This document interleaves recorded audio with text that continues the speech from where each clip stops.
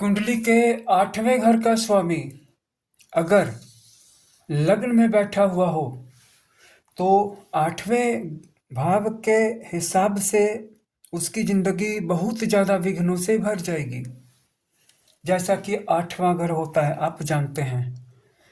छठे घर और 8वें घर में बहुत सारी समानता हैं, ये दोनों विघ्न देते हैं।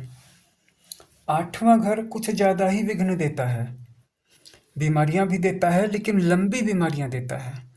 छठा घर भी बीमारियां देता है लेकिन शॉर्ट समय वाली बीमारियां देता है, जो बार बार उभरती हैं फिर शांत हो जाती हैं लेकिन बहुत तीव्र होती हैं और ठीक भी हो जाती हैं। लेकिन 8वें घर वाली बीमारियां असाध्य बीमारियां हो सकती हैं ग्रहों की डिग्री के अनुसार। तो स्वाभाविक है कि अष्टम भाव का स्वामी अगर लग्न में बैठा हुआ पाया जाएगा तो क्या हो सकता है, उसको बहुत सारी असाध्य बीमारियां भी हो सकती हैं और उसकी जिंदगी बहुविघ्न युक्त होगी।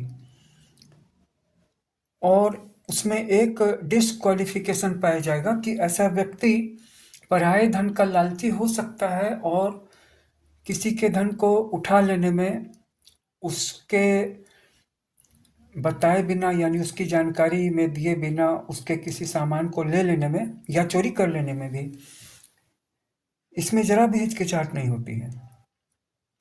और इसकी आंखें देखने में सुंदर नहीं होंगी, कलुषित होंगी, कठोर होंगी, आंखों में जरा भी सौंदर्य नहीं होगा।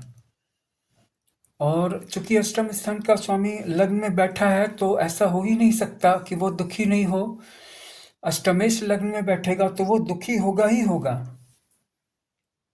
व्रण रोगी होगा और कभी कभी इसके जीवन में 2 स्त्रियां होंगी। हो सकता है कि दूसरी शादी को यह गोपनीय रखे। लेकिन जैसा कि मैंने कहा कि अष्टम भाव अगर किसी को बड़े बड़े दुख दे सकता है तो कभी कभी बड़े लाभ भी दे सकता है, और ये बड़े लाभ उसे राजानुग्रह से प्राप्त होते हैं। किसी बहुत ही सुपर वेल्दी इंसान से, बहुत ही पावरफुल, बहुत ही हाई क्लास के किसी इंसान की कृपा से उसे बहुत ज़्यादा धन मिल सकता है, उसकी कृपा प्राप्त हो सकती है, विशेष करके धन का लाभ हो सकता है। क्योंकि ऐसा नहीं कि अष्टम भाव जीवन भर सिर्फ लेता ही लेता है या दुख ही दुख देता है, जब देता है तो फिर उछल करके देता है। तो ये अष्टम भाव का एक दृष्टिकोण से संक्षिप्त विवेचन था। अष्टम भाव की बहुत प्रकार से व्याख्याएं की जा सकती हैं। आप हमारे चैनल से जुड़े रहिए, यहाँ पे आपको प्रत्येक भाव से रिलेटेड गंभीर विषय सरल भाषा में, सिंपल लैंग्वेज में मिलते ही रहेंगे। तथा अगर अपनी किसी कुंडली का विश्लेषण करवाना हो, अच्छी क्वालिटी का विश्लेषण, तो ये देखिए, ये हमारा व्हाट्सएप नंबर दिया हुआ है।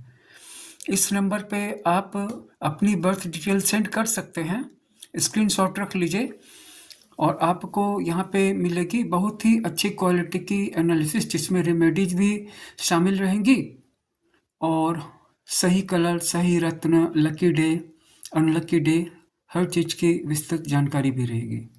यहाँ पे आप अपनी हस्तरेखा का विश्लेषण भी करवा सकते हैं। तो आज ही हमारे व्हाट्सएप नंबर पर संपर्क करें।